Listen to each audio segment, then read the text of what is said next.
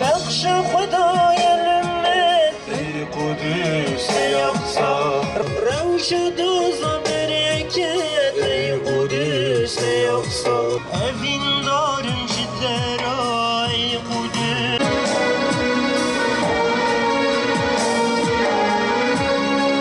ey قدوس بجاری پیغمبرا خدا تکریه پیروزل روش دوز bereket ey Kudüs ey Aksa. Hepsi Mescid-i Aksa içine giriyor normalde. Kutsal toprak olarak hepsi Mescid-i Aksa'nın içine giriyor. Ondan Mescid-i Aksa üstünde dönümdür. Bunu büyütsen aynı o şekilde olur yani büyütseniz. Ayak taşı olan basın taş bunun altında. Bunun altındadır. Basın taş buradadır. Bayağı taş var mı? İnşallah işte inşallah olduğunu kendi evimize gireceğimiz anahtarlar orada. O anahtar onun için geliyor.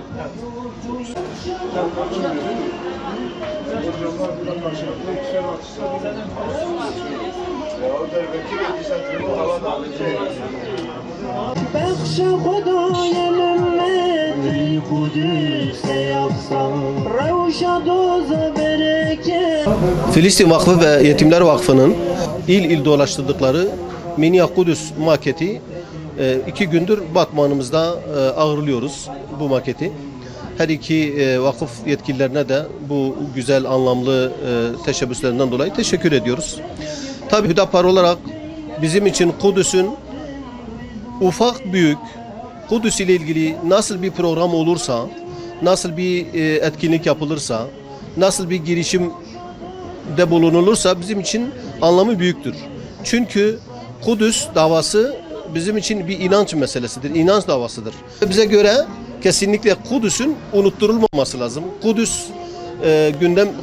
Kudüs'ün gündemden düşürülmemesi lazım.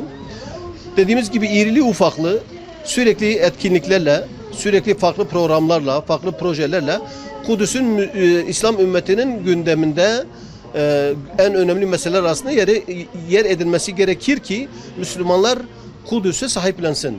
Zira terör şebekesi İsrail gün be gün Kudüs'le ilgili projelerini sürdürmeye ve neticelendirmeye devam ediyorlar. Şayet İslam ümmeti Kudüs'e sahiplenmezse ileride Allah muhafaza Kudüs yerle bir edilebilir.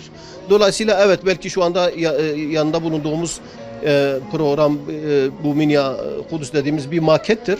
Fakat olsun yine de Kudüs'ü hatırlattığı için, Kudüs'ü gündemde tuttuğu için, Kudüs'ün mazlumiyetini gündeme getirdiği için Müslümanlar olarak bizim kesinlikle buna sahiplenmemiz lazım. Bu Minya Kudüs'ü Filistinli gençler kendi çabalarıyla, imkanlarıyla, maharetleriyle yapmışlar. Önemine binaen şehir İslam ümmetinin beldelerine dolaştırıyorlar. Gelip ziyaret ettiğimizde gerçekten evet bizim için bir inanç meselesi olduğu için öyle bir heyecan duyduk. Öyle bir manevi atmosfer içerisine girdiğimizi söyleyebilirim. Çünkü bizim için büyük bir öneme haiz. Resulullah sallallahu aleyhi ve sellem peygamberlerin önünde namaz kılmış. İşte ümmetin ilk kıblesi. Yani Kudüs'le ilgili dediğim gibi ne kadar program yapılırsa, ne kadar etkinlik yapılırsa o kadar daha onun önemi gündemde tutulur, değeri gündemde tutulur. Bu anlamda biz de ziyaret ettiğimizde gerçekten farklı bir atmosfer hissettik, manevi bir atmosfer hissettik. Kudüs özgürlüğüne kavuşturuluncaya kadar Müslümanların Kudüs ile ilgili programlarının, mücadelelerinin devam etmesi lazım.